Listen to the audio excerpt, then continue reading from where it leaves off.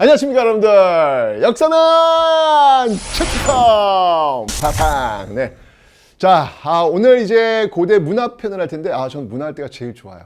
그리고 여러분들 한국사 능력검정 시험에서 정치와 문화가 압도적으로 많이 나오는 거 알고 계시죠? 경제와 사회는 별로 안 나와요, 여러분들. 그래서 문화 파트는 더 신중하게 접근하셔야 되는데, 제가 좋아하는 이유는 뭐냐면, 문화는 제 삶의 여유, 여행과 연결되어 있기 때문에 그래요. 제가 아무래도 이게 사학과 출신이다 보니까 답사지를 굉장히 많이 다녀요. 예, 많이 다니는데 그런 생각이 들더라고요. 여행이란, 많이 다니면 느낀 게 뭐냐면, 여행이란 어느 목적지를 가는 것, 그 목적지를 가는 것도 중요하지만 그 목적지를 가기까지의 과정을 즐기는 것, 저는 이게 진짜 여행을 즐기는 게 아닌가라는 생각이 들어요. 그래서 혹여나 목적지에 갔는데 왜 목적지에 어떤 일이 있어가지고 그 목적지 못 보거나 그럴 때 있잖아요.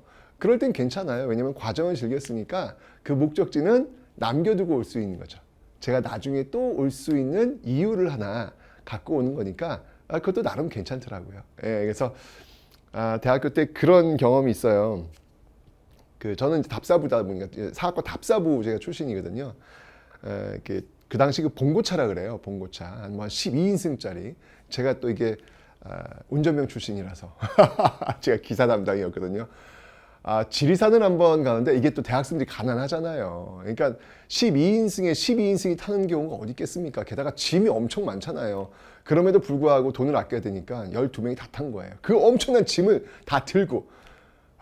정말 봉고차가 불쌍하더라고요. 지리산을 이렇게 올라가는데 굉장히 가파르게 올라가는 길이 있었는데, 제가 운전병이었는데 이게 왜 악셀이라고 하잖아요. 악셀 밟았는데 올라가질 않아. 와, 제가 좀 식은땀이 줄줄 났던 어떤 그런 경우가 생각이 나는데, 지리산에 갔던 경험 중에서 지리산은 기억이 하나도 안 나요. 하나도 안 나고, 그 여정 있잖아요. 그 봉고차 안에서 그 12명이서 그냥 우글우글 했던, 지금 상상도 할 수 없는 그런 어떤 것들이 더 기억나더라고요. 그게 바로 여행이고, 그런 추억이 나의 삶을 풍요롭게 하는구나 라는 생각이 들었습니다. 자, 오늘 여러분들 문화 파트 역사 여행을 떠나볼 텐데요. 그런 기대감을 갖고 한번 출발해 보도록 하겠습니다.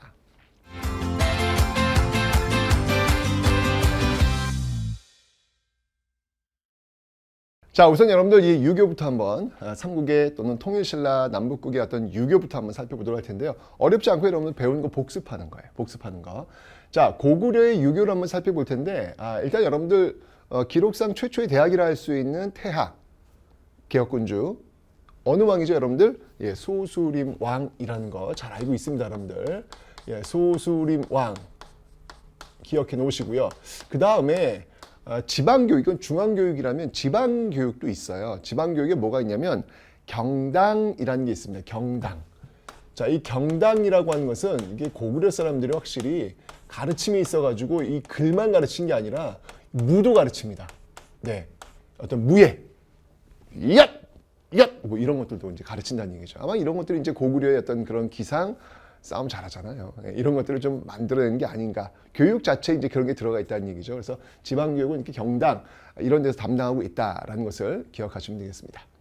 자, 다음에 이제 백제를 볼게요. 백제는 이제 문화 강국으로 유명한 나라입니다. 그죠? 여기도 이제 유교가 굉장히 많이 발달했을 텐데, 그 대표적인 어떤 사례를 본다면, 일본에 이제 보낸 그 박사들이 있어요. 박사. 우리가 지금 얘기하는 프로페서, 박사를 얘기하는 겁니다. 그래서 오경 박사, 오경이라고 하는 건 유교 경전을 얘기하는 거잖아요. 그래서 오경 박사, 이런 어떤 용어들이 등장해서 유교가 굉장히 많이 발달했구나라는 걸 알 수 있고, 특히 여러분들 그 대표적인 그 일본의 그 유학을 전파했던 대표적인 인물 중에서 왕인이라는 인물이 있어요. 왕인.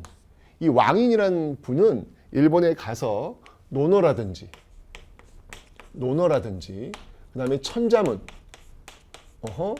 이런 것들을 일본에 전파했던 그런 인물. 그러니까 이런 것들이 발달했으니까 전파를 했겠죠. 그죠? 실제로 여러분 일본에서는요, 왕인 박사가 이렇게 일본으로 건너오는 그런 맛들이라고 하나요? 어떤 그 전통 어떤 그 지역 축제가 있잖아요. 그런 것들 실제로 지금도 하고 있어요. 그만큼 일본인들한테 이 왕인이라고 하는 그 존재는 굉장히 중요한 존재로 남아 있다라는 거 기억하시면 되겠습니다. 그러니까 유교가 굉장히 많이 발달되어 있다는 얘기죠. 자, 그다음에 신라를 볼게요. 신라 같은 경우에는 여러분들 이런 게 있어요. 그 학생들 여러분 왜 그런 거 하지 않습니까? 왜 지금 이제 한국사 능력검정 시험 지금 기본 공부하고 있는데 친구들끼리 같이 공부할 때 야 우리 이거 3일 만에 완강하자. 뭐 가능하거든요, 여러분들. 하루에 10강씩 1.25배속 정도면 충분하거든요. 가능합니다, 여러분들. 우리 한번 해보자. 3일 만에 완강 한번 해보자. 라고 해서 이제 쓰는 거야. 약속을 하는 거야. 3일 만에 완강 못하면 상대방에게 떡볶이 사주기, 순대도 사주고 사이다도 사주고 뭐 이런 거 적어가지고 이게 써놓은 다음에 그걸 땅에 묻어. 비닐을 좀 집어넣어가지고 땅에 묻어. 묻은 다음에 이게 100년이 흘렀어. 200년 흘렀어. 그러면 이게 이제 문화재가 되는 거예요. 네. 100년 전, 200년 전 이 사람들은 무슨 한국사 시험을 보기 위해서 이렇게 열심히 공부했구나. 이를 통해서 당시 사람들이 한국사를 굉장히 중요시 여겼구나. 라는 것을 알 수 있겠죠. 뭐 이런 거에 똑같아요. 이 당시도 마찬가지야. 그 당시 이제 종이 같은 게 이제 귀하니까 돌멩이다 새긴 거예요. 돌에다가 우리 열심히 공부해서 유학을 언제까지 떼자. 뭐 이런 걸 적어놨는데 이게 지금 굉장히 중요한 문화재 유산이 되고 있다는 사실. 네, 이게 바로 임신서기석이 되겠습니다. 임신년에 적었던 임신서기석이라는 거. 이런 걸 통해서 이 당시에 그 청춘들이 열심히 유학 공부를 했구나라는 것을 알 수 있겠죠. 네. 그래서 지금 이제 그 우리 열심히 공부하자는 건 비닐종이 집어넣어가지고 좀 환경 오염이 되니까 그러지 말아주시기 바랍니다. 네. 자, 어쨌건 이런 어떤 그 모습들 기억하시면 되겠습니다. 자, 이제 통일신라로 한번 넘어가 보겠습니다. 자, 이만큼 이제 유학이 굉장히 많이 발달되고 있구나는 걸 알 수 있는데, 자, 무엇보다도 통일신라면 여러분들 왜 국학이라는 거 있습니다. 고구려의 태학이 있다면 통일신라에는 국학이 있겠죠. 자, 국학을 세웠던 왕은 누가 되겠습니까? 바로 뉴스페이퍼 킹! 그렇습니다. 바로 신문왕입니다. 신문왕. 제가 이야기했습니다. 신문왕은 왕권 강화를 위해서 특히 그 자발적 복적 이런 걸 위해서 왕에 충성할 수 있는 어떤 그런 유학 교육기관을 장려했다라고 설명을 드렸죠. 기억하시면 되고요. 특히 이 신문왕과 관련되는 인물이 또 있잖아요. 이 신문왕과 관련되는 인물 있잖아요. 그때 이제 육두품들을 등용했다라고 했는데 그때 원효의 아들이죠. 원효의 아들 누구? 바로 설총. 설총. 이 설총은요. 뭐 이제 신문왕한테 왕으로서 가져야 될 어떤 자세 뭐 이런 걸 통해 가지고 뭐 화왕계 이런 것들을 바치기도 했다라고 제가 설명드렸어요. 복습하는 거예요, 우리 지금. 그리고 이 설총은요. 그 당시 이제 우리 말하고 이 한자하고 좀 다르잖아요. 그러니까 그 당시에는 우리의 말을 적을 수 있는 게 한자밖에 없는 거라. 그래서 한자의 어떤 그 의미나 뭐 이런 훈이나 이런 걸 따와가지고 쓴 거지. 한글이 없으니까. 그죠? 그런 걸 뭐라고 하냐면 이두라 그래요. 이두. 네, 이두를 또 정리했던.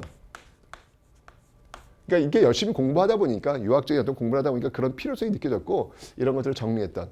그러니까 세종대왕의 어떤 전신, 뭔가 시도를 한 거야.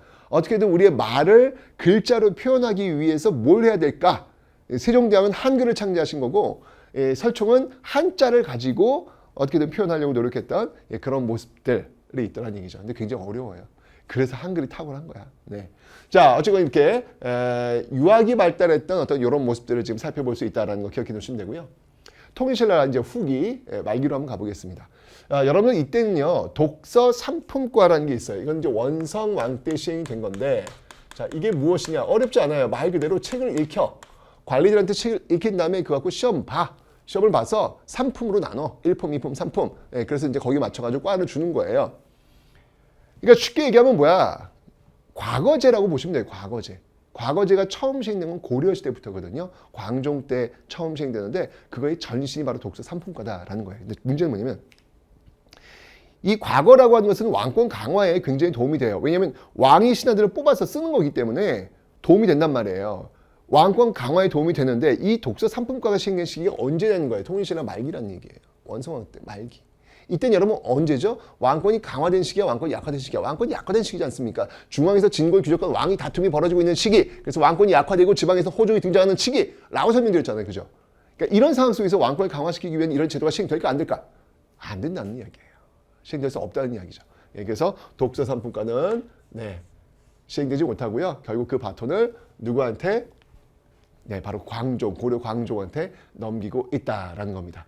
그리고 통일신라국에 정말 유명한 그 또 유학자가 한 명 있죠. 네, 우리 앞에서 했습니다. 바로 최치원이라고 있습니다. 최치원. 너무 똑똑해. 네, 우리 할아버지. 경주 최씨들은 이렇게 다 똑똑해. 최태성. 최치원이 진짜 당신 할아버지 맞아? 라고 이제 저한테 훅 들어오면 저는 또 이제 자신이 없어요. 저희 집은 족보가 없어요. 뼈대 없는 집안이야! 우리는! 네. 어쨌건 간에, 갑자기 또 민망해지네. 어쨌건 간에, 그렇게 믿고 살자고요. 우리 할아버지. 자, 이 최치원 같은 경우에는, 육두품 집안이잖아요. 그러니까 골품이라고 하는 그 제도 속에서는 아무리 능력이 뛰어나도 꼭대기가 좀 올라갈 수 없는 한계가 있죠. 이 최치원 같은 경우에는 그 중국에 그 유학생들을 대상으로 보는 시험이 있는데, 그 빈공과라고 합니다. 이 빈공과에, 합격을 하는 그런 모습들 보이고 있고요. 그리고 아주 정말 명문, 글자를 정말 잘 써요. 뭐 개원필경이라든지 뭐 토황소 경문 이런 걸 보면 정말 글이 정말 뛰어나구나라는 걸 알 수 있습니다. 그래서 이 최치원이 시무책을 올리기도 하죠. 시무책. 정부에다가 정치 좀 똑바로 하시오! 라는 어떤 그런 것들을 올리기도 하는데 받아들여지지는 않습니다. 네. 그러니까 이런 것들, 이런 유학자들이 주로 육두품들, 뭐 앞에 있었던 설총도 그렇고 최치원도 그렇고 다 육두품 집안이에요. 네, 육두품들이 이렇게 유학을 굉장히 공부 많이 하고 발전시키는 이런 모습들이 통일신라에 특히 있었다라는 거 기억하시면 되겠습니다. 그래서 이 유학이라고 하는 것은 이렇게 고대부터 우리한테 굉장히 많은 영향을 미치고 있는 거 이거 기억하시면 되겠습니다. 됐죠?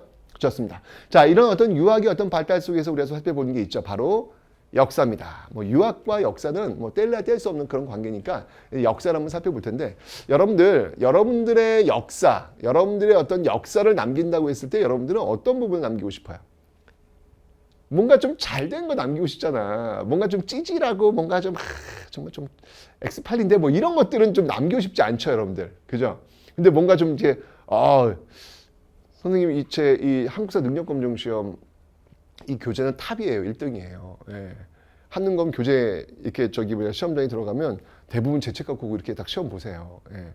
100만 부도 훨씬 넘었습니다, 여러분들. 아마 200만 부 지금 향해 축축축 가고 있을 텐데 뭐 이런 것들은 기억하고 싶단 말이야. 그래서 교재도 막 123만 부, 뭐 200만 부 이렇게 써놓고 있잖아요. 그죠? 왜냐면 나도 자랑하고 싶은 거야. 어쨌건 그런 거예요. 똑같아. 역사도 마찬가지야.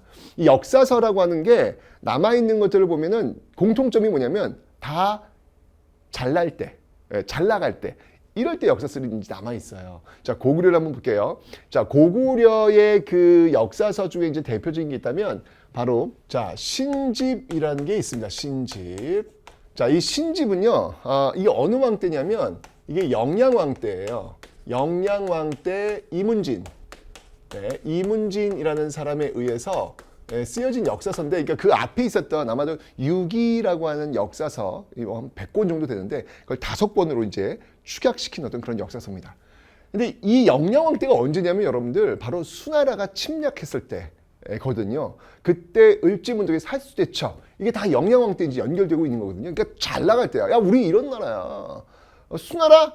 깜짝 마! 우리 이런가? 뭔가 좀 이렇게 보여주고 싶은 거야. 그러면서 나온 역사서 신집. 기억을 좀 해놓으시면 되고요. 그 다음에 백제도 한번 볼게요. 백제는요, 서기라는 역사서가 있어요.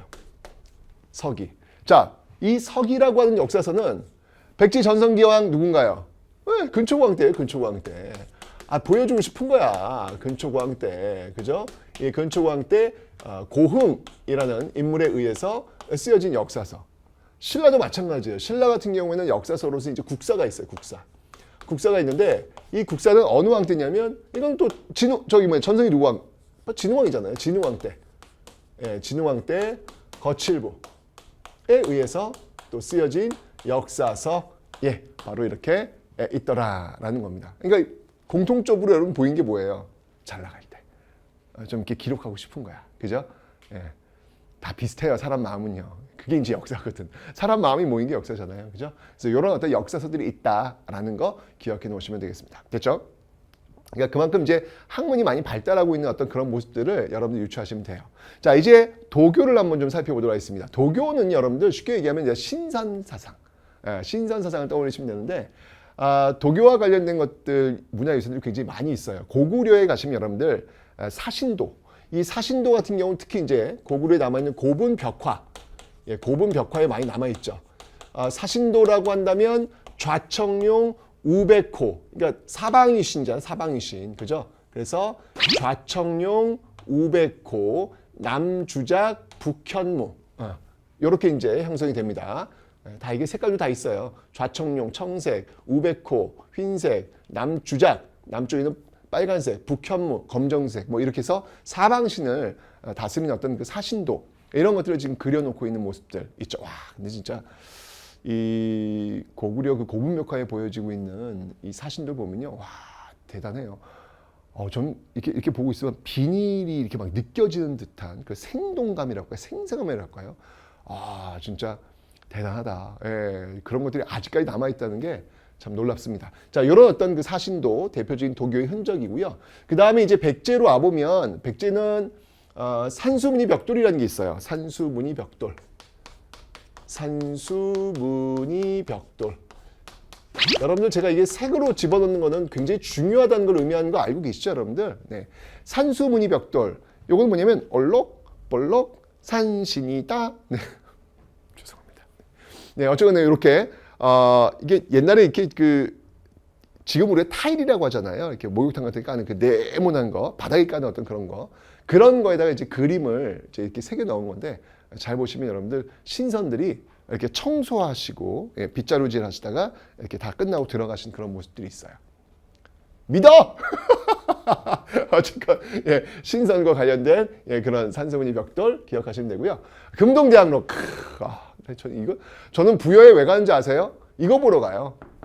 이거 부여에서 이게 발견되잖아요.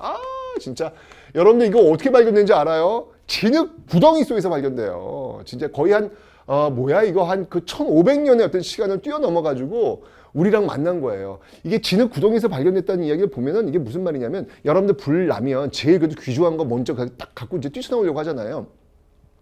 귀중한 건 여러분 몸이야. 몸이 먼저 나와야 돼요. 어쨌건 간에. 이때도 아마 그랬던 것 같아요. 굉장히 위급한 상황. 아마 뒤쪽에서는 이 고구려인데 나당 연합군이 막 쫓아오고 있는 거죠. 그런 상황 속에서 급하게 이 나라의 보물이라고 할 수 있는 이 금동대학로를 들고 튄 거야.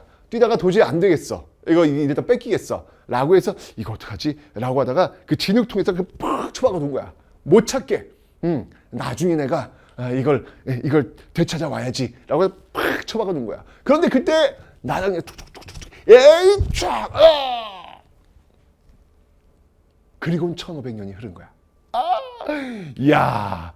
그리고 나서 발견이 된 거죠. 우리 시대 사람들에 의해서. 근데 이게 진흙 속에 처박혀 있었기 때문에 이 모습이 온전히 있었던 거예요. 왜냐면 산소와의 어떤 차단, 진흙 속에 있다 보니까 그대로 보존이 될 수 있었던 모습들. 정말 여러분들 이 백제의 어떤 문화 강국의 이미지는 이 금동대학로가 발견되기 이전과 이후로 나뉜다라고 해도 과언이 아닐 정도로, 정말 이거는 뭐라 표현할 수 없을 정도로 정말 절정. 부여에 가시면 여러분들 금동대학로 꼭 보고 오셔야 합니다. 그냥 경이로움이에요. 보고 있으면 이런 느낌이 듭니다. 향로예요. 거기 이 향이 피면서 연기가 쫙 모락모락 올라올 걸 상상해봐. 와우, 너무너무 멋있는 것 같아요. 네, 이 금동대학로, 여기도 이제 그 산들이 있고요. 거기 신선들이 있는 그런 모습들이 있기 때문에 도교를 보여주고 있다라는 거 기억하시면 되겠습니다. 됐죠, 여러분들? 자, 이렇게 여러분들 각각의 어떤 문화유산들에는요, 그 당시 사람들의 어떤 정신세계 이런 것들이 담겨 있고요. 어쨌건 이 고구려 백제 신라는요, 굉장히 뭐 유학이나 도교나 어떤 뭐 이런 모습들을 통해서 보면 알겠지만 굉장히 어떤 학문적으로 발달되어 있는 그런 모습들이었다라는 것을 기억하시면 되겠습니다. 자, 이제 고대 불교를 빼놓으면 또 이게 시체죠. 불교 살펴보도록 하겠습니다.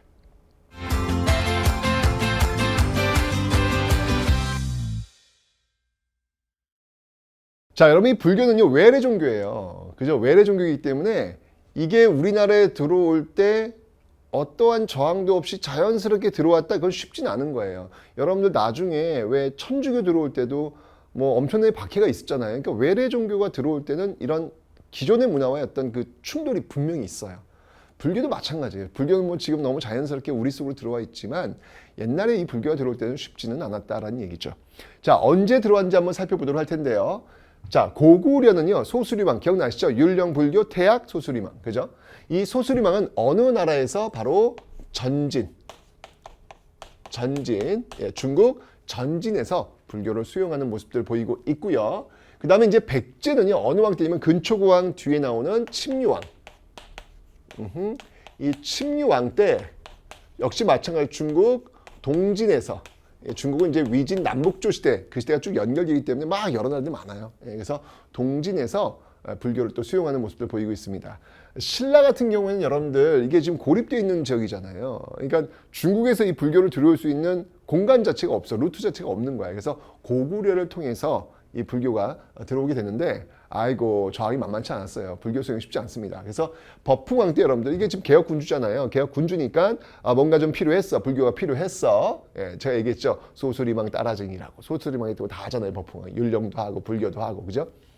그런데 이 불교를 수용하는 데 있어가지고 이 저항이 크니까 버풍왕이 고민이 많았던 것 같아요. 그래서 아마 이러지 않았을까라는 생각이 들어요. 차돈이를 부른 거야. 이 차돈, 차돈아. 안 되겠다. 야, 네가 좀 뭔가 좀 보여줘야 되겠다. 야, 너 미안하다.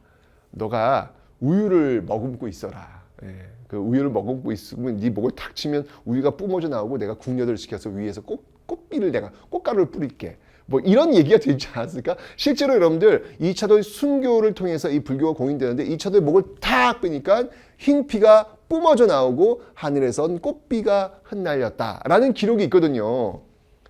믿어?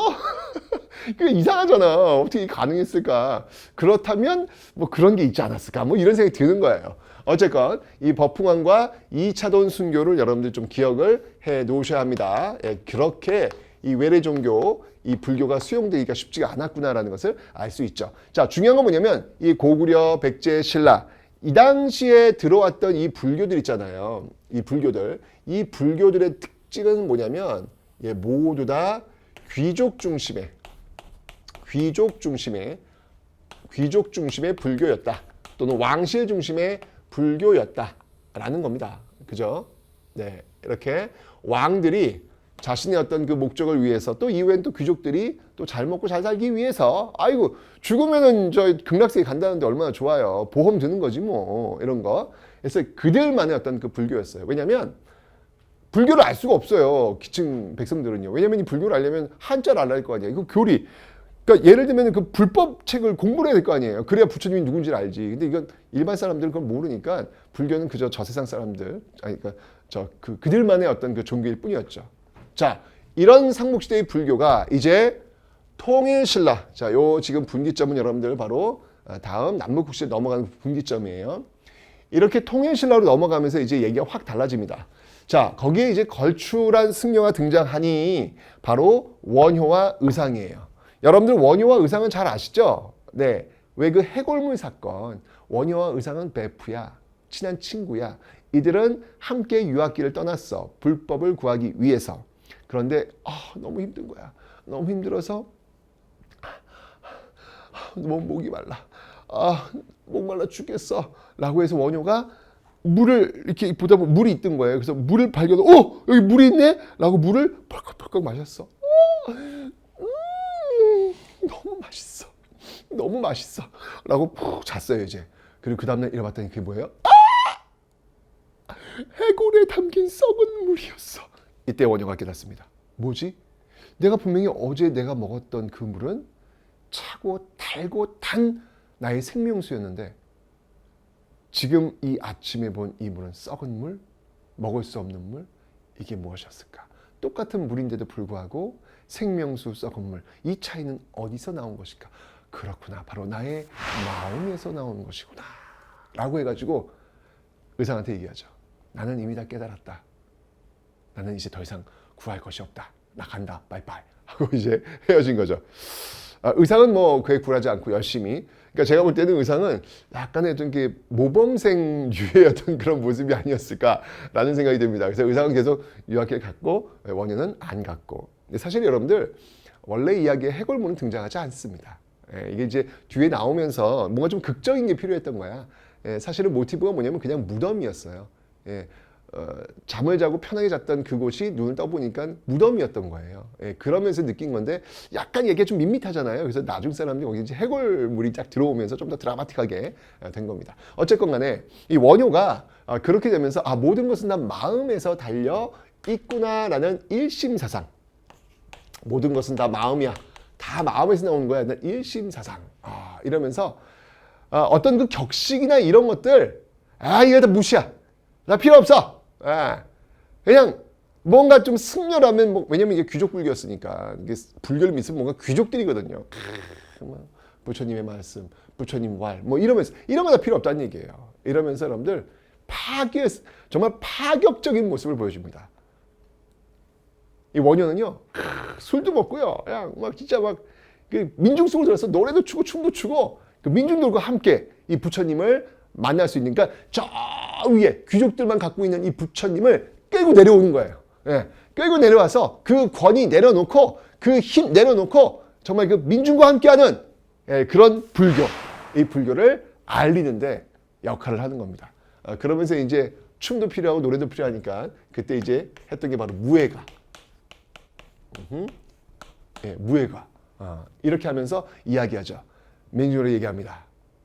소리 외쳐! 뭐를? 아미타. 아미타 외쳐!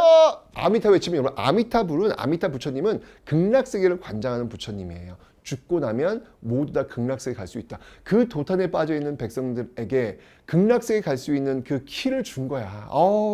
얼마나 좋아. 얼마나 좋아. 물론 이 종교라고 하는 게 어떤 그 마음의 위안만을 줄 뿐 현실을 바꾸지 못하는 한계는 있겠지만 그래도 그 당시에 그 하루하루를 버티는 그 사람들에게 어떤 마음의 평화, 내가 좀 좋은 일 하면 나는 죽어서 이 힘든 세상을 떠나면 나는 극락에 갈 수 있어. 이것만으로도 여러분들 정말 엄청난 위안이 되거든요. 얘기하는 거예요. 춤추면서 우리 모두 소리 내쳐 아미타, 외쳐 아미타 이렇게 하면서 이 원효가 정말 내 얼굴이 왜 이렇게 빨개지지? 이런 모습들을 지금 보이고 있더라라는 얘기입니다. 그게 뭐냐면 바로 아미타 신앙. 이게 바로 아미타 신앙. 아미타 신앙. 그래서 이거 이제 우리는 정토종이라 그래요. 이 정토가 뭐냐면 서방 정토, 이 극락세계 얘기하는 거예요. 거기 이제 아미타 부처님이 이제 있으니까 이 아미타를 찾자라고 이야기를 하는 것이죠. 이런 어떤 모습들. 그러면서 원효는 얘기합니다. 이 모든 것은 다 하나로 이렇게 원을 이루듯이 융합할 수 있다. 다 만날 수 있다. 이런 어떤 그러니까 원효 스스로도 이렇게 파격적으로 내려왔던 이유는 뭐냐면, 물론 원효는 육두품 출신입니다. 그러니까 아마 또 그럴 수 있는 어떤 그런 여지가 있었던 것 같은데, 모든 것 다 조화롭게 하나가 될 수 있다라고 하면서 원융회통. 원이에요. 원처럼 이렇게 융합적으로 만나면서 통할 수 있다. 라고 이야기하는 거. 백성들도 그렇게 부처님을 만날 수 있는 거예요. 다 통할 수 있는 거예요. 이런 어떤 모습들을 보이면서 아주 정말 파격적인 이 모습들을 보이고 있다라는 거 기억하시면 되겠습니다. 됐죠? 의상은요, 학문적으로 열심히 공부합니다. 열심히 공부해가지고, 제가 이게 모범생 스타일이라고 그랬잖아요. 그죠? 그래서 화엄 사상을 발달시키는 모습도 보이고 있고요. 또 이 의상과 관련된 유명한 사찰이 있습니다. 바로 영주에 가시면 여러분 볼 수 있는 부석사. 이 부석사 창건과 관련된 승려가 바로 이 의상이다라는 것을 기억하시면 되겠습니다. 어쨌건 이 원효와 의상의 어떤 그 업적이라고 할까요? 이 업적은 바로 이 불교를 대중화시켰다라고 하는, 불교의 대중화. 이제까지 삼국시대의 어떤 그 불교가 왕 또는 귀족 중심의 불교였다면, 이제 이 통일신라 와서 이 원효와 의상에 의해서 불교를 대중화시키는 그런 모습을 보이고 있다. 의상도 역시 마찬가지로 하면 관음신앙이라 그래가지고, 왜 여러분들 관세음보살은 어떤 역할을 하냐면, 아직 부처가 되기 전 단계인데, 이 관세음보살은 현재 살고 있는 사람들의 소원을 들어주는, 예, 그런 어떤 그 역할을 하세요. 그 관음신앙을 또 발달시킨 인물이 또 의상이기도 하거든요. 그러니까 여러분들 현재 살 때는 관세음보살, 그리고 죽어서는 아미타 부처님. 게임 끝난 거야. 더 이상 뭐가 필요해. 그래서 여러분들 왜 기원합니다. 누구에게? 나무 기원한다는 얘기죠. 아미타불 관세음보살. 와우, 이거 기가 막힌 주문이야. 이거 하나만 외우면 여러분 게임 끝나는 거야. 나무 아미타불 관세음보살. 현재 살 때는 관세음보살에 대해 손을 들어줄 것이고 죽으면은 극락세계 천국의 아미타 부처님이 나를 보살펴 줄 것이야. 게임 끝! 얼마나 좋아? 나무 아미타불 관세음보살. 진짜 현명해요. 현명해요. 이러면서 여러분 불교의 대중화를 이루어내고 있다라는 것을 기억해 놓으시면 되겠습니다. 됐죠, 여러분들? 자, 그리고 이제 우리가 또 기억해야 될 인물이 있는데요. 바로 해초가 있습니다. 이 해초는요, 기행문을 써요. 자, 그게 뭐였냐면 바로, 이거 좀 발음을 할 때 좀 조심하셔야 되는데, 이게 왕오, 천축, 국전 이렇게 읽으시더라고요. 습관적으로. 아닙니다, 여러분들. 이 왕자가 뭐냐면 갈 왕자예요. 어딜 갔어? 오천축국에, 인도에 인도. 오천축국에 가서 남긴 글이에요. 그래서 왕 오천축국전 이렇게 쓰셔야 되는 겁니다. 그래서 삼국시대에 들어왔던 불교가 이렇게 통일신라로 거치면서 굉장히 활성화되고 있는 어떤 모습들 여러분들 기억해 놓으시면 되겠습니다. 됐죠? 근데 이 통일신라 말기로 가면요 또 하나의 변화가 있어요. 그 변화가 뭐냐면 바로 이렇게 선종이 발달한다는 겁니다. 그러니까 그 이전까지는 여러분들 교종이었어요. 불교에는 교종과 선종이 있는데 교종이라고 하는 것은 바로 글자를 통해 가지고 그 책을 통해 가지고 부처님의 말씀을 공부하면서 부처님의 그 뜻을 깨닫는 것이죠. 이게 바로 교종이에요. 교리, 교종이에요.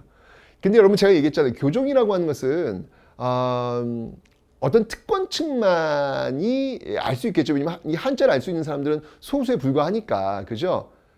그러니까 여기에 대한 반말로 나온 게 바로 이 선종이라는 겁니다. 선종은 뭐냐면 교리, 문자 이거 없어도 참선을 통해서 부처가 될 수 있다라고 이야기하는 것이죠. 이게 바로 선종이라는 건데 이 선종이 이제 통일신라 말기가 되면 이제 유행을 해요. 왠지 아시죠, 여러분들? 통일신라 말기 중앙에선 진골 귀족권 왕위 다툼이 벌어지고 지방에서는 호족이 성장한다. 호족들은요 골품 제도에 수용이 되지 않는 사람들. 그러니까 이 사람들은요 나도 왕이 될 수 있다는 논리가 필요했던 거예요. 자, 그 논리에서 중요한 게 바로 이 선종이라는 겁니다. 누구나 다 참선을 통해서 부처가 될 수 있다. 누구나 다 힘이 있다면 왕이 될 수 있다라는 논리로 연결되는 것이죠. 그죠? 그래서 이 호족들이 굉장히 많은 후원을 해주고 있더라라고 하는 거. 예, 이 호족들의 후원이 있더라라고 하는 거. 그러면서 여러분들이 선종은요 굉장히 많이 발달해가지고 9개의 산에 아주 유명한 선종과 관련된 그런 사찰들이 있어요. 그래서 우리는 구산선문이다라고 이야기하는 겁니다. 이렇게 여러분이 사찰을 만들고 이러는데 당연히 호족들이 빵빵하게 밀어줬겠죠. 이런 어떤 배경들 속에서 선종이 발달했다라는 것을 여러분들이 기억을 해 놓으시면 되겠습니다. 됐죠? 하나만 더 제가 추가를 할게요. 아까 이 발을 내가 빠졌네. 발의 유학에서 여러분들 발의 그 교육기관이 있다라고 했습니다. 바로 그 발의 교육기관은 바로 주자감이 있음을 이것도 하나 기억을 해 놓으시면 되겠습니다. 됐죠? 자, 이렇게 해서 여러분들 불교와 관련된 그 사람들을 한번 살펴봤습니다. 자, 이제 그 불교에서 만드는 결과물이라고 할까요? 어떤 그 불상이라든지 불탑, 그에 대한 내용을 한번 살펴보도록 하겠습니다.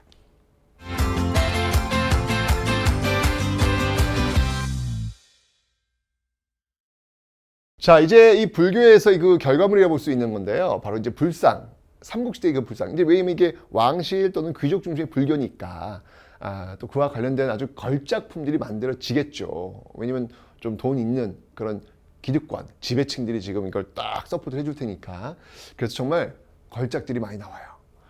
삼국시대의 이 불상 중에서 대표적인 불상들이 공통적으로 고구려 백제 신라에서 공통적으로 보여질 수 있는 불상, 이게 유행했던 불상이 뭐냐면 바로 금동 미륵보살, 반가, 사유상이라는 거예요. 자, 설명을 제가 드릴게요. 이게 뭐냐면 금동으로 만들어진 재료예요, 재료. 미륵 보살이에요. 여러분들 미륵은 어떤 부처님이냐면 아직 보살이니까 보살은 부처가 되기 전 단계예요. 그러니까 부처가 되려면 보살 단계에서 약속을 해. 이걸 서원이라고 하는데 나는 이 보살일 때 뭐뭐뭘 하겠다. 이게 다 이루어지면 부처가 되는 거예요. 아까 제가 설명드렸죠. 관세음 보살. 내가 현재 살고 있는 모든 사람들의 소원을 다 들어주면 그 다음에 부처가 되겠다라는 약속을 했듯이 여기 미륵 보살도 마찬가지예요. 미륵 보살의 약속은 뭐였냐면 나는 미래에 도탄에 빠진 중생들을 구원하러 오겠다. 즉 미륵보살은 미래부처예요. 미래불이에요. 미래불. 그 미륵보살이 반가, 가부좌를 반만 틀고, 탁 틀고 사유. 내가 어찌하여 중생들을 구제할 수 있을까?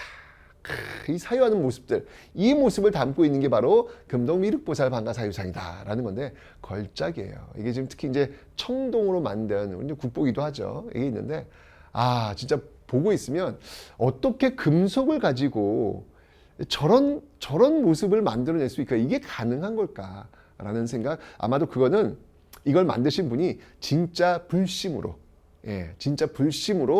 부처님의 얼굴을 만들듯이 만들지 않았다면 이건 불가능한 거겠죠.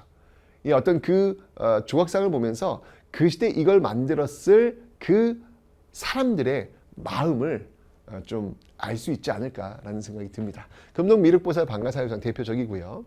자, 고구려 불상의 특징을 한번 좀 본다면 대표적인 게 있다면 이게 있습니다. 자, 여러분 이제 이 중국 문화, 그 기본 문화에서 공부하실 때 여러분 문화재 이름을 다 외우진 마세요.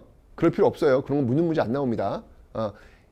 사진을 주고 이게 어느 시대인지만 아시면 돼요. 아시죠, 여러분들? 제 이제 이름을 써드릴 거예요. 뭐 금동, 연가 7년명, 뭐 열애 입사소도 이걸 외우려고 하지 마시라고요. 그냥 사진만 보시고 이거 고구려 거야 이렇게 아시면 되는 거예요. 자, 그게 뭐가 있냐면요. 금동으로 만든 재료 먼저 쓰고 연가 7년, 연가 7년이라고 하는 글자가 명 새겨져 있는 열의 부처님이에요. 그러면 또 다른 말이에요. 입상 서 있는 모습. 이게 바로 금동 연가 7년 명 열의 입상이라는 겁니다. 이게 굉장히 작은 사이즈지만 그윽한 미소 이렇게 바라보고 있으면 그윽한 미소를 담고 있는 모습을 확인할 수 있을 겁니다. 그 다음에 여러분들 이제 백제입니다. 백제 너무 유명한 불상이 있죠. 바로 서산에 있습니다. 서산 용현리에 가시면 볼 수 있어요. 서산 용현리에 이 바위에 새겨져 있습니다. 그래서 바위에 새겨져 있다라고 해가지고 마애라 그래요. 마애 열애 역시 부처님이에요. 부처님이 삼존상 3명이 있다는 얘기예요. 네, 서산용현리 마해열의 삼존상이 있는데요. 기가 막힙니다, 정말. 우린 이걸 이제 백제의 미소다라고도 이야기합니다. 백제의 미소다라고도 이야기를 하는데 정말 보고 있으면 너무 좋아. 그윽한 미소. 하나의 거부감도 없어요. 이게 고대 불상의 어떤 그 특징을 보면 공통점이 보이는 게 뭐냐면 그윽한 미소, 특히 삼국시대 불상은 그윽한 미소를 담고 있다라는 거예요. 왜 그럴까? 글쎄 뭐 이거 제 개인적인 의견이지만 이때 이제 외래 종교 불교가 들어와야 되잖아요. 그러면 거부감이 없어야 된단 말이에요. 막 외래 종교 들어왔는데 막 이런 모습이면 이게 다 좀 그렇잖아요. 여러분. 부담스럽잖아요. 그죠? 그래서 항상 그윽한 미소를 지으면서 시무의 여원인 이런 수건, 이런 어떤 손의 모습을 보여주면서 두려워하지 말라. 내가 너를 도와줄 것이야. 라고 이렇게 웃고 있는 신의 모습. 이러면 좀 믿고 싶은 느낌이 들잖아. 그죠? 그래서 아마 이 그윽한 미소를 보여주는 건 아닐까라는 생각이 듭니다. 특히 이 백제의 미소를 띠고 있는 서산용이 마해열의 삼종상은 참 제 얼굴을 많이 닮았더라고요. 무슨 소리야! 네. 뭐 어쩐 간에 제 착각이지만 어쩐 이제 그윽한 미소 이게 서산 용인이 마해열의 삼존상 서산에 가시면 여러분들 충청도죠. 한번 보고 오셔야죠. 아주 좋습니다, 여러분들. 네, 그래서 이런 게 있고요. 그 다음에 신라도 있는데 신라 이제 경주에 가시면 그 대리삼존불이라고 있는데 그거 이제 통과할게요. 하여튼 뭐 이름까지 쓰면 또 복잡해지니까 하여튼 보시면 그윽한 미소 요거 있으면 요거는 삼국시대 불상이야 이렇게 기억하시면 되겠습니다. 자, 그런데 이제 통일신라로 들어가면 얘기가 달라져요. 이게 통일신라로 다가오면 대표적인 불상 뭐가 있을까요, 여러분들? 그렇죠, 바로 석굴암 본존불. 이건 뭐 그냥 바라보고 있으면 압도당하는 느낌. 그러니까 삼국시대 불상은요, 그냥 이렇게 이게 자꾸 만지고 싶어. 아이 귀여워, 아이 이뻐, 막 이런 느낌이 드는 거예요. 너무 이렇게 푸근해요. 근데 여러분 석굴암 본전부를 만지고 싶은 느낌 들어요? 절대 안 들어요. 이런 느낌 든다고요. 왜냐면 완벽하거든. 뭐 하나 빈 곳이 없는, 진짜 바늘을 찔러도 피 한 방울 나올 것 같지 않은, 정말 그 신의 경지에 올라 있는 그런 모습이거든요. 왜 통일신라 불상은 이런 모습을 띠고 있을까? 이거 아닐까? 혹시 여러분 통일신라 신문왕 왕권 강화, 전제 왕권의 모습을 보여주는 시기, 그 시기에 만들어진 불상은 바로 그 전제 왕권의 모습을 담아내고 있는 것은 아닐까? 범접할 수 있는 왕의 모습. 그래서 아마 이 당시의 불상들은 바로 이런 모습들이 아니었을까라는 생각이 듭니다. 석굴암 본전불이었습니다. 쭉 와서 여러분들 발해를 한번 가볼 텐데요. 이 발해에 이불병좌상이라는 게 있어요. 이것도 이제 굉장히 요즘 시험에 자주 나오는 편이에요. 이불병좌상. 선생님, 뭐 어떻게 이 부처님은 뭐 이불을 덮고 계신가요? 네, 이불은 뭐냐면 두 명의 부처님이 병좌, 서로 나란히 앉아 있는 모습이라는 건데, 여러분들 왜 그 발해가 고구려를 계승했다는 근거가 된다, 이게 이제 이불병좌상인데, 그 이유는 뭐냐면 역시 마찬가지로 이 고구려 불상을 상당히 많이 담고 있어요. 특히 이제 그 앞에 있었던 연가 7년명 열애입상 있잖아요. 금동 연가 7년명 열애입상, 거기에 있는 그 미소와 상당히 유사한 어떤 그런 모습들을 지금 이 발해 이불병좌상에도 보여주고 있다라는 거 기억하시면 되겠습니다. 됐죠? 자, 불상 이렇게 봤고요. 자, 이제 부처님을 상징하는 또 다른 상징물이 있죠. 바로 불탑입니다. 여러분 이 탑도요, 부처님이에요. 부처님. 왜? 그 탑 안에는 뭐가 있냐면, 왜 부처님이 왜 답이, 즉 화장을 하고 나왔던 그 사리가 어마어마하게 많았다고 하죠. 그 사리를 모셔둔 게 바로 탑이에요. 그래서 탑은 곧 부처님이에요. 선생님, 아니 탑이 그렇게 많은데 부처님의 사리가 그렇게 아무리 많이 나왔어도 그걸 어떻게 다 집어넣습니까? 그렇죠. 그래서 사리를 못 집어넣었을 때는 부처님의 말씀, 그 불경을 집어넣기도 합니다. 자, 어쨌건 이 불탑을 한번 볼 텐데요. 고구려의 불탑, 지금 이렇게 기록된 게 남아있는 게 없으니까 통과하고요. 백제의 어떤 그 불탑, 너무 유명하죠. 익산에 가시면 여러분들 미륵사지 석탑이 있습니다. 익산이 어떤 곳이야, 여러분들? 바로 이 익산하면 여러분 무왕과 관련된 곳 아닙니까? 무왕. 무왕이 어떤 그 제2수도 프로젝트의 어떤 그 실천 공간이 바로 익산이었잖아요. 바로 이 무왕이 누구야? 무왕이 바로 이 서동 아닙니까? 서동. 서동하면 딱 연결되는 선화공주. 요 내용이 담겨 있는 곳이 바로 익산 미륵사지 석탑입니다. 그죠? 네. 이런 얘기 있잖아요. 선화공주가 이 서동과 함께 데이트를 하다가 이게 무왕과 함께 그때 이제 서동이 이제 무왕이 된 거야. 백제왕이 된 거죠. 데이트를 하다가 이곳에 사찰을 하나 지어 주십시오. 라고 해서 지은 탑이 바로 익산의 미륵사지 석탑. 그래서 익산 미륵사지 석탑은 이 서동과 선화의 어떤 사랑 이야기가 담겨 있는 어떤 그런 공간이라고 우리는 믿고 있었단 말이에요. 삼국유사에 그렇게 나왔으니까, 이런 스님이 그렇게 썼으니까. 그런데 발굴을 했더니 대박! 익산 미륵사지 석탑에서 이 사리함을 열었는데 여기에 글자가 새겨져 있어요. 이 익산 미륵사지 석탑을 발언한 이는 선화공주가 아니라 사택적덕의 딸이더라 라는 게 딱 명문화 글로 남겨져 있는 거예요. 대박, 완전 충격. 우리의 선화공주는 어디 가신 거야? 라고 하면서 아주 정말 그 패닉에 한번 이르렀던 시기가 있습니다. 그래도 선화공주를 놓치면 안 되니까 선화공주가 이걸 먼저 발언했고 일찍 돌아가신 거야. 그 뒤를 이어서 사택적덕의 딸이 완성시킨 거야. 이렇게 지금 또 연구가 되고 있는 모습들도 있지만, 여러분 그래요. 이게 탑이요. 이게 탑을 한번 딱 열면요. 정말 그 1000년 이상의 이 고대 탑, 1000년 이상의 수수께끼를 안고 있는 거예요. 너무 그래서 경이로워. 근데 여러분들 그거 아세요?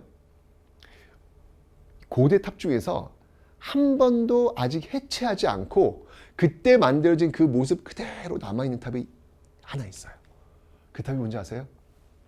그게 바로 부회에 가시면 볼 수 있는 정림사지 5층 석탑이에요. 유일한 탑이에요. 이건 아직 한 번도 해체되지 않았어요. 그 안에 여러분들 약 1500년 전에 비밀 이야기가 숨겨 있어요. 익산 미륵사지 석탑도 열어보지 않았으면 사택적덕의 딸을 만날 수 없었듯이 부여 정림사지 5층 석탑도 고대 1500년 전의 비밀을 분명히 우리에게 이야기해 줄 것입니다. 그래서 저는 정말 여기 가면 정말 신비로워요. 저 안에 고대사의 비밀이 있다. 그래서 그런 마음은 있어요. 보고 싶어요, 저도요. 알고 싶어요.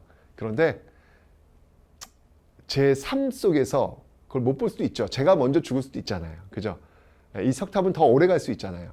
근데 더 건강하게 해체하지 않고 건강한 모습, 그 모습 그대로 남아 있었으면 좋겠다. 뭐 나중에 뒤에 오는 사람들이 언젠간 볼 수 있겠죠. 그죠? 그런 마음도 있어요. 그래서 부여 정림사지 5층 석탑 같은 경우는 그런 생각이 들더라고요. 내가 이 탑을 보러 가는 게 아니라 그 앞에 서 있으면 그 탑이 나를 바라보고 있는. 왜냐면 이게 한 1000년 이상의 어떤 시간을 그 안에서 정말 모든 것들을 다 본 탑이잖아요. 그죠? 진짜 신처럼 느껴지는 그런 느낌이라고나 할까? 내가 그 탑을 보는 게 아니라 그 탑이 나를 바라보고 있는 느낌. 그래서 그 앞에선 왠지 모르게 이 옷깃을 여미어야 될 것 같은 그런 느낌. 그런 느낌이 바로 이 부여 정림사지 5층 석탑에서 들고 있습니다. 자, 이 익산 미륵사지 석탑 같은 경우에는요, 이게 지금 잘 보시면 알겠지만 이게 나무로 만든 집 같아요. 그래서 이거를 목탑 형식에서, 그런데 이제 만든 건 돌이잖아요. 그죠? 석탑 양식으로 바뀌는 어떤 그런 계기가 된 탑이 아니겠느냐, 이렇게 이제 이야기를 하고 있고요. 부여 정림사지 5층 석탑은요, 참 또 아픈 역사를 안고 있어요. 이 백제가 멸망됐을 때, 이 당나라 군대가 여기 와가지고 우리가 백제를 멸망시켰다라는 것을 새겨놨어요. 그래서 이 탑을 평제탑이라고 좀 불러요. 평, 제압했다는 얘기죠. 어디를? 백제를. 백제를 평정했다라는 것을 기록한 탑. 그래서 평제탑. 정말 아픈 역사, 이런 것들도 온 몸에 상처로 새겨놓고 문신처럼 새겨놓고 우리를 이렇게 그윽한 모습으로 바라보고 있는 정림사지 5층 석탑. 아직 한 번도 그 안을 공개하지 않은, 보여주지 않은 정말 신비로운 탑. 여러분들 한번 부여에 가시면 정림사지 5층 석탑을 한번 만나보시기 바랍니다. 많은 생각을 하실 수 있을 겁니다. 네. 자, 이렇게 해서 여러분들 백제의 탑을 한번 살펴봤고요. 자, 이제 신라로 한번 와볼게요. 신라는 이제 경주죠.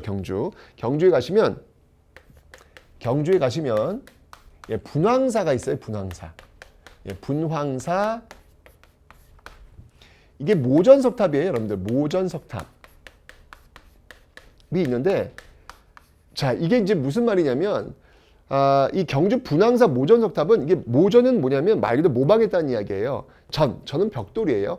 벽돌을 모방해서 돌로 쌓은 탑이라는 얘기입니다. 이게 무슨 말이냐면, 여러분들 중국의 탑은요 전탑이에요. 즉 벽돌을 쌓아 올린 탑이에요. 우리나라 탑은 석탑이에요. 돌을 깎아서 올린 탑이에요. 일본은 목탑이에요. 나무를 통해서 올린 탑이에요. 어느 탑이 더 우수할까? 전탑이 우수할까? 석탑이 우수할까? 그리고 저 목탑이 우수할까? 이런 질문 자체가 굉장히 좀 웃긴 질문이 된다는 얘기예요. 이런 질문 말이 안 된다는 얘기야. 그 지역의 특성에 맞는 재료를 가지고 탑을 만들었을 뿐이죠. 그죠? 뭐에 어떤 우열이 없다는 이야기예요. 우리는 돌이 많아요. 돌이 많으니까 그 돌을 깎아서 그냥 쌓아 올리면 되는 거예요. 근데 중국은 황토, 흙이 많아요. 황하, 흙이 많아요.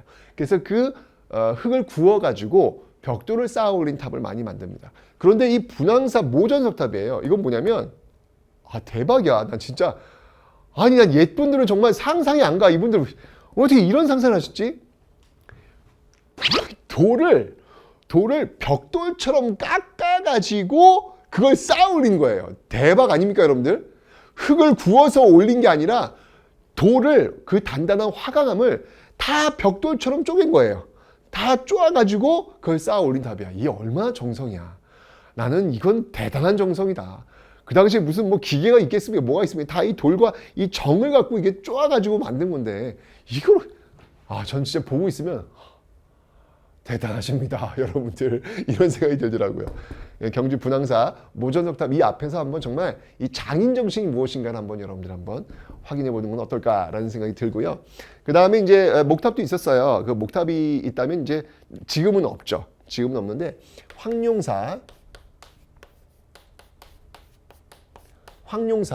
9층 목탑이 있어요. 황룡사는 여러분들 이건 진흥왕 때 만든 거고요. 9층 목탑, 그 황룡사 안에 있는 9층 목탑은 선덕 여왕 때 만든 그런 탑이다라는 것이죠, 여러분들.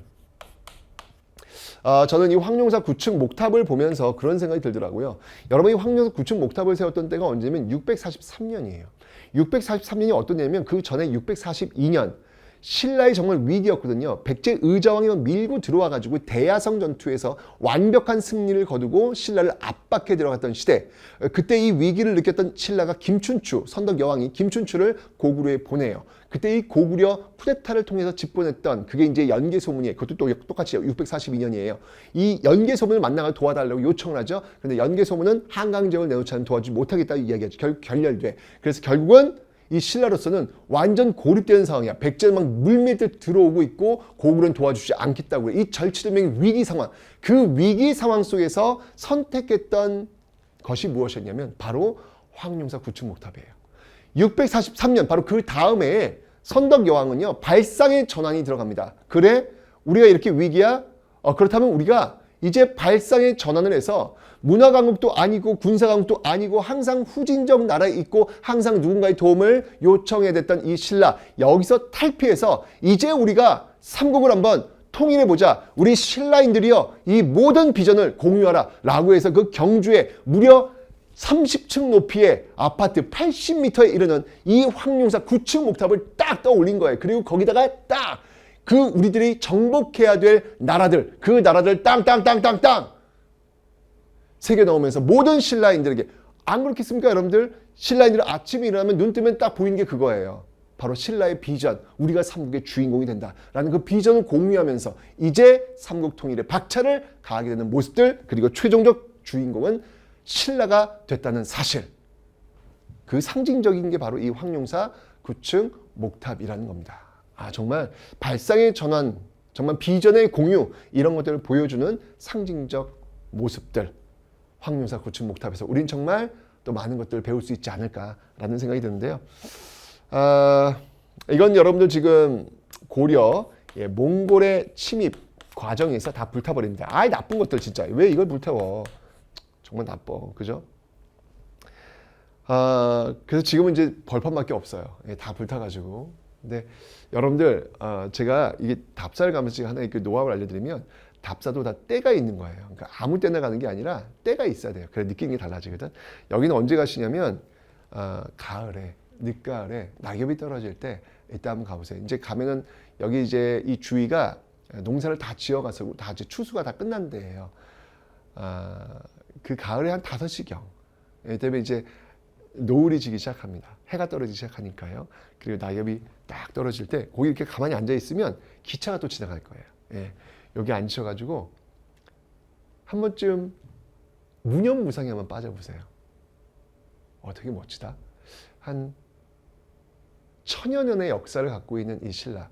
하지만 지금은 아무것도 남아있지 않은 진짜 뭔가 아파트 30층 높이의 어마어마한 번성을 누렸던 이 신라. 근데 지금은 아무것도 남아있지 않은 이 비어있는 벌판, 그리고 떨어지는 낙엽, 그리고 노을, 그리고 지나가는 기차.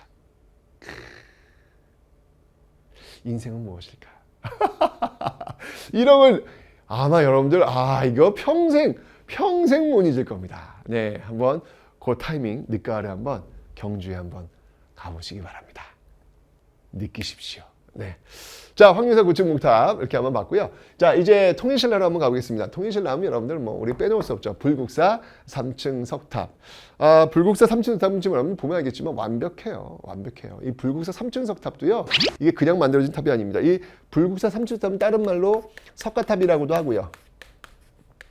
그리고 그림자가 지지 않는 탑에서 무영탑. 이 그림자가 앉아가지고 결국은 사랑하는 연인이 결국 물에 빠져 죽었다는 어떤 그런 가슴 아픈 또 이야기도 좀 전달되고 있잖아요. 그죠?